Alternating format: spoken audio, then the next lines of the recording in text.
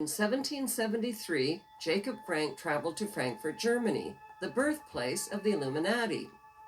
That's where he formed an unholy alliance with Adam Weishaupt and Mayor Amschel Rothschild's banking dynasty. The ambition of the Rothschild dynasty was to win control of the world's gold, central banks, and wealth. The Rothschilds sent John Jacob Astor, Jacob Schiff, and Paul Warburg to America, where they influenced the privatization of the Federal Reserve banking system and the dismantling of the American Constitution. The goal of Weishaupt and the Jesuits was to take control of the Vatican and its hierarchy of Catholic clergy. Weishaupt formed the Order of the Illuminati and infiltrated the Freemasonic lodges with his doctrine until every Masonic lodge in every nation accepted it. The Frankist goal was the destruction and replacement of Jewish ethics with a satanic religion based on the exact opposite of Jewish teachings. When this unholy alliance of conscienceless men was seeded, a cancerous war against humanity erupted. With Rothschild financing, Jacob Frank became fabulously wealthy and was put in charge of spreading a Luciferian theology that would be the hidden hand behind future wars and revolutions. Jacob Frank's followers were called Sabbatean Frankists. They practiced witchcraft and occult rituals, including animal and human sacrifices.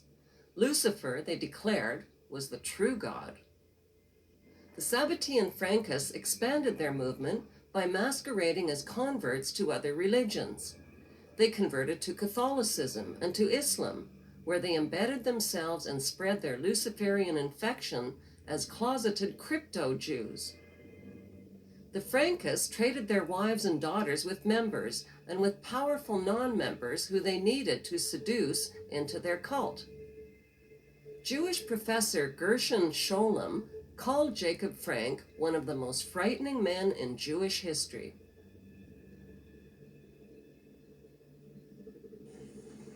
By 1776, Orthodox Jewish rabbis and leaders rejected Jacob Frank and the pagan invasion of evil that took hold in 18th century Europe.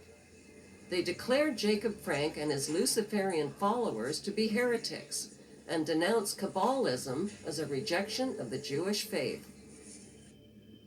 When Jacob Frank died in 1791, his daughter Eva Frank and his sons Joseph Frank and Rochus Frank led the Frankist court in Offenbach, Germany.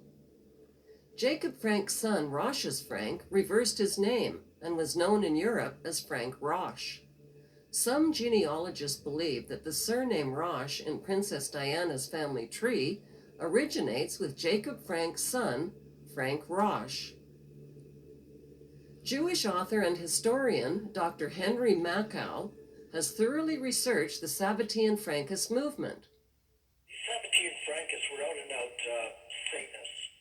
They believe that they have to defy any kind of natural morality, defy any kind of natural law, defy God, and they actually indulge in every kind of depravity as a form of worship, because they worship Satan. And they promoted promiscuity, and that's where our promiscuity today comes from. It's 200 or 300 years old. There's nothing new or avant-garde about it. They promoted incest, they promoted pedophilia, and every kind of sexual depravity.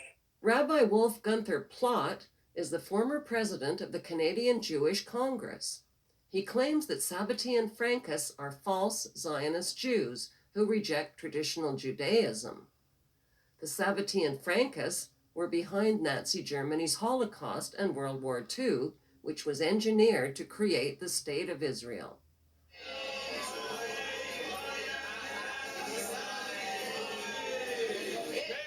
Today, hundreds of thousands of Jews in Israel are anti-Zionist Jews who have been protesting on Rothschild Boulevard in upscale Tel Aviv.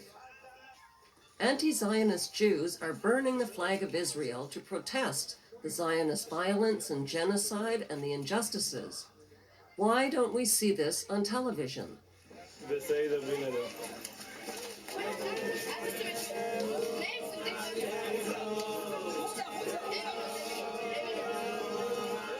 The authentic Jews condemn the illegal Jewish settlements and the forced creation of the State of Israel. My late father was in Auschwitz concentration camp. My late mother was in Majdanek concentration camp. Every single member of my family on both sides was exterminated. Both of my parents were on the Warsaw Ghetto Uprising. And it's precisely and exactly because of the lessons my parents taught me and my two siblings that I will not be silent when Israel commits its crimes against the Palestinians. And I consider nothing more despicable than to use their suffering and their martyrdom to try to justify the torture, the brutalization, the demolition of homes that Israel daily commits against the Palestinians. So I refuse any longer to be intimidated or browbeaten by the tears. If you had any heart in you, you would be crying for the Palestinians, not for what's been done. This is a drawing by a Palestinian child who has experienced the Palestinian Holocaust that is taking place in Israel right now. It's not a religious conflict. That's a Zionist ploy of accusing everybody of being anti-Semitic. You want peace? You want to have a conference here of peace? Step back and look and read the facts. Not the facts that have been misconstrued by the Zionist propaganda. The facts that are realities. Tell me what fair the Jews did not live in harmony with the Muslims. In Iran, we have over 25,000 Jews there, thank God. Why? Because this is not a religious conflict. It's purely because of a political movement, a relatively new movement, which is antithetical, contradictory to the Jewish religion of thousands of years. Judaism is spirituality, a religion of compassion to emulate God. Zionism must be created 100 years ago by atheists, people who have abhorred religion, who wanted to transform Judaism from religion to nationality, to a purely materialistic base, godless in its essence. That is not Judaism, and they have no right to use the name of Israel.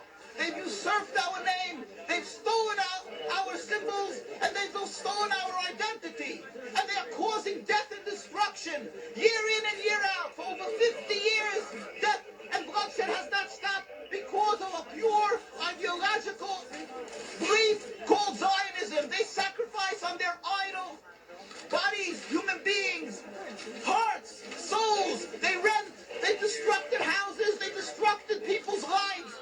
What can we do about this? Let's step back and think. There is a solution with God's help.